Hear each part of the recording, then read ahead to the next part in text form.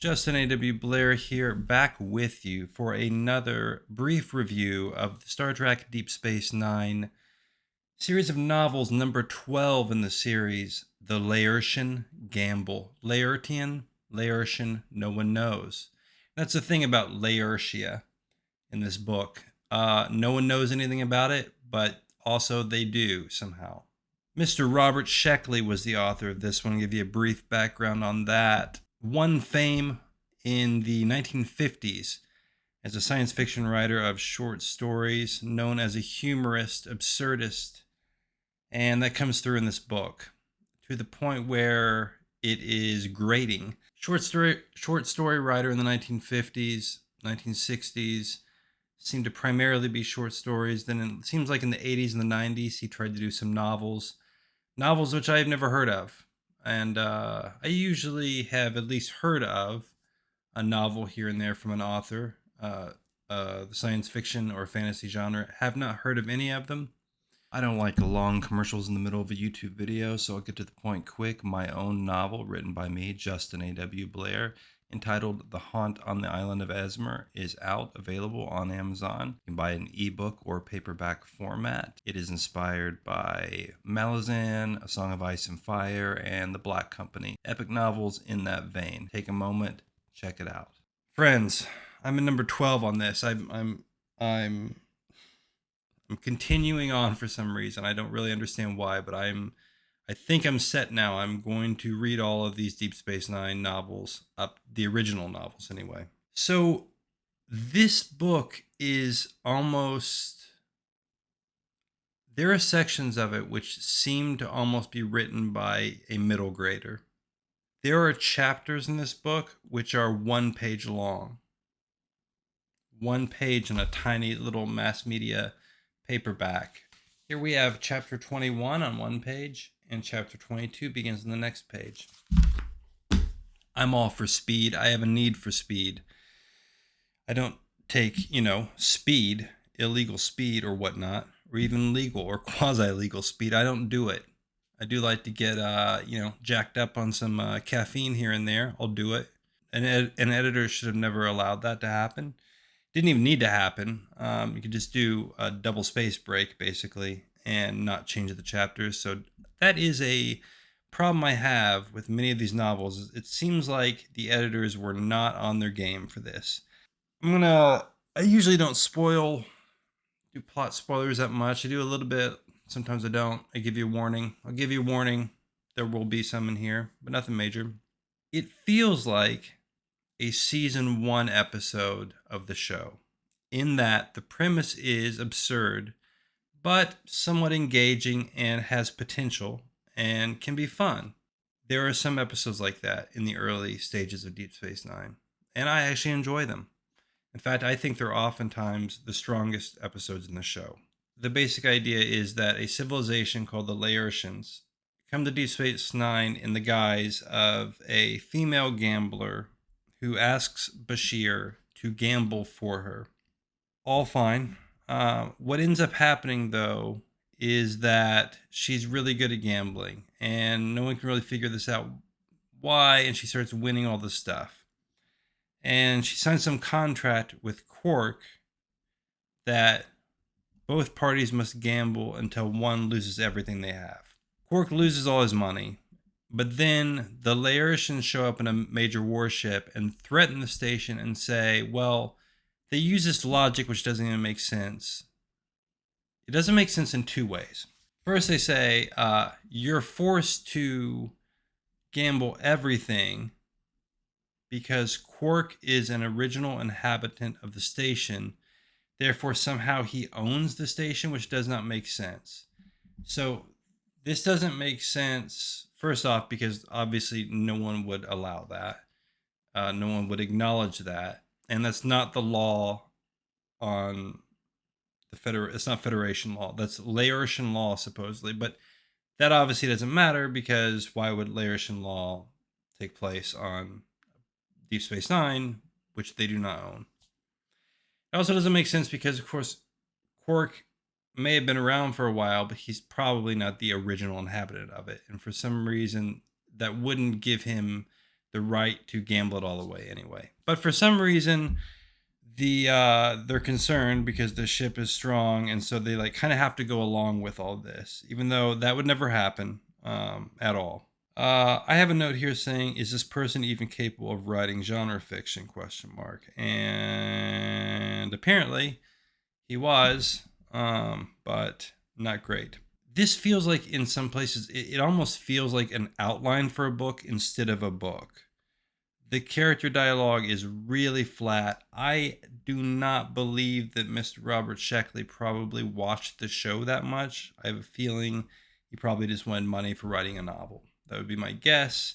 So I think you can really tell with the authors, um, the ones who really have a good feel for the characters and the show and the overall Star Trek franchise.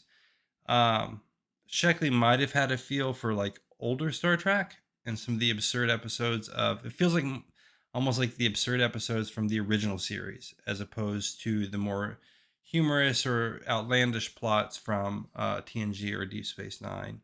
It feels dated, that is. Just as a work of fiction, I mean, plot wise, basically what happens is Cisco then just sends Kira and Dax off on basically vacation to this world, the Laertian world, while they're under siege of this ship. And it's implied that they know somewhat who the Laertians are. They're not completely like obscured to them, because they arrive on this planet and they're accepted by the customs and border agents basically and told to have a good time. And then it gets into this thing where he tries to put this explanatory plot mechanism in, that there's this kind of science of figuring out odds or something, and that the Laertians believe in this. Then there's also these political factions that are vying for power. There's like two, not species, but two races or classes of people on the planet. And one of them is supposed to always just accept subjugation because they're treated well by their overlords, but they're not doing that. They're against it. And that's who this gambler woman is. This becomes extremely muddy and clouded. And then there'll be these dense sections of like explanation for this belief system and science of the world, while like Kira and Dax are just kind of acting like tourists, but then apparently also the station is in extreme danger because it doesn't really make any sense. Again, a pet peeve of mine is naming conventions. It's a problem I have. Naming conventions in science fiction and fantasy. We have a character here called Zultan Mehmet. That is Zultan space Mehmet. Now, for anyone who likes history, and I think a lot of people who read fantasy and science fiction tend to also be fans of history sometimes, that's clearly just Sultan Mehmet. There was a Ottoman or Turkish sultan, an Ottoman sultan. And this character is just called Zultan Mehmet. It's no good, man. Put a little more work in on the names. There are a few scenes that work because they're so absurd. He presses it hard enough for it to be at least engaging and interesting. Kira finds herself in a hologram restaurant. There's some witty dialogue. It's a fun scene. It's not bad. He does, I think, get this. He does something right, which is when he pushes the absurdity to such a degree that is clearly supposed to be absurdism, he sometimes can write some winning scenes. But he's working within this genre, this franchise, and he's always having to pull back here and there. And I don't think he really knows that much about Star Trek, from what I can tell. And so it just falls flat a lot of times. And we just have some kind of just absurd scenes where Dax, like, they're cornered in a warehouse or something, and they have a taxi chase, and then she just gets into a flying helicopter type thing, but it's not a helicopter, it's called something else, and she figures out how to pilot it somehow. It's just, oh, it's something else. Bad editing or no editing on page 183 I have, and let me just pause here and see if I can find a few sections. Page 183, this is Bashir thinking to himself about gambling. He knew how ancient Gallic and Teutonic warriors, back in ancient times, had gotten so excited over the action of wagering that they bet everything they owned and then everything they could borrow. So, that sentence, he knew how ancient Gallic and Teutonic warriors, back in ancient times, had gotten so excited. I mean, like, come on. An editor has to pick that up. You can't use the word ancient twice, and then especially using the phrase, back in ancient times. It's distressing how not good it is. Page 189. That sounds like a lot of poppycock, Bashir says to the lady gambler who's doesn't like him, and he's sad about that because he gets tricked into gambling for her because he thinks that she likes him, which is a Bashir thing to do. So good job on that. Try quitting and see how far you get, Allura suggested, then lighted another cigarette with crimson tinted fingernails. So, first, Allura is her name. Allura, like alluring, but why would that be her name? That doesn't make any sense at all. It's an English word. And then, then lighted another cigarette with crimson tinted fingernails. You don't light cigarettes with fingernails. Then look, a person has to have some leeway. A person has to have some give and take when we're dealing with metaphors, when we're dealing with similes, when we're writing. I give that, I grant that, but this is just not very good. It's just not good. Then what happens is they have this ship threatening to destroy the station, and then they finally send a ship to fight it, but then they inexplicably just say, we're not going to fight. It's just, I don't even know why the editors don't just cut this stuff out. It doesn't do anything. It's not important, and it looks silly. There's no point in even reading this, actually. There's this guy who comes who's kind of in charge. He's outranks Cisco, but then Cisco just blatantly defies his decisions all the time. There's just so many inconsistencies here. I mean, Cisco wire transfers 100,000 credits to keep the gambling going to buy time, but then previously it was Quark was like, yeah, I've got all this money and I'm going to gamble it, and the author describes the amount of money, and it's more than a planet's budget in a year or something, which doesn't make any sense because Quark isn't that rich and obviously wouldn't have that much money. Let's try to find another section just to give you another. What the fuck is this? I don't even know what this is. Okay, so let me set the scene for you here. Dax is in some office or something of the scientists, and then somehow the chaos machine, which they is somehow part of this, summons this dwarf professor named Changu that Dax used to know. It's kind of funny. It's okay. It's a good idea for a scene. They talked for a long time. Toward the end, Changu seemed to be scolding Dax. Then abruptly he disappeared. What was that all about? Marlowe asked. Changu was dressing me down for calling on him to help solve a problem I should be able to handle myself. Then he gave me a clue and disappeared. What was the clue? Marlowe asked. Dax said, all he said was, kin is the answer. But what does it mean? Seems pretty straightforward to me, Dax said. We must find a Laertian named Kin, and we need to remember that what the phrase really means is, love is the answer. That's great, Marlowe said. Kin is a very common name among the Kindos. How are you going to find this person in a population of millions? I don't know, Dax said.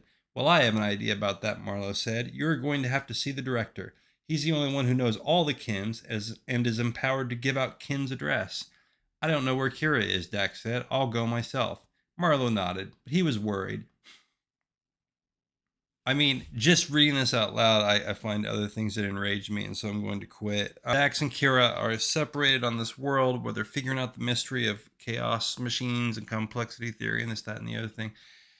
And Kira somehow, they don't know anything about the world, but somehow they do. And she somehow knows where the artist quarter is on the planet. The artist quadrant, anyway. And she goes there. And then it just ends. It's just an abrupt end. And it is, of course, almost exactly, 273 pages. All of these books are almost exactly the same page count. And I think that whatever that is, whatever they did, and I need to investigate, friends.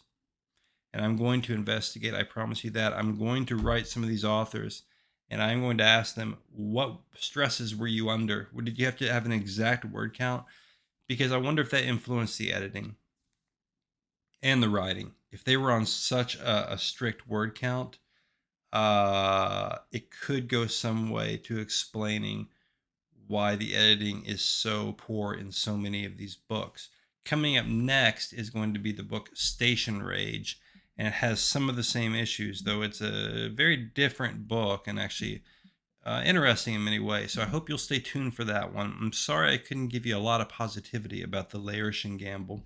Did not enjoy it a great deal, though, unfortunately. However, at this point, I usually spend the last 5 minutes of these videos contemplating if I'm going to keep on reading these books. I think now my fate is set, my destiny is in stone, and you will see me as long as I can, find these books. I will be bringing you the reviews. I wish I had something a little bit more insightful to say about this book, but unfortunately, the book itself does not lend itself to deep analysis of any kind. So I will bid you goodbye, and I will see you next time.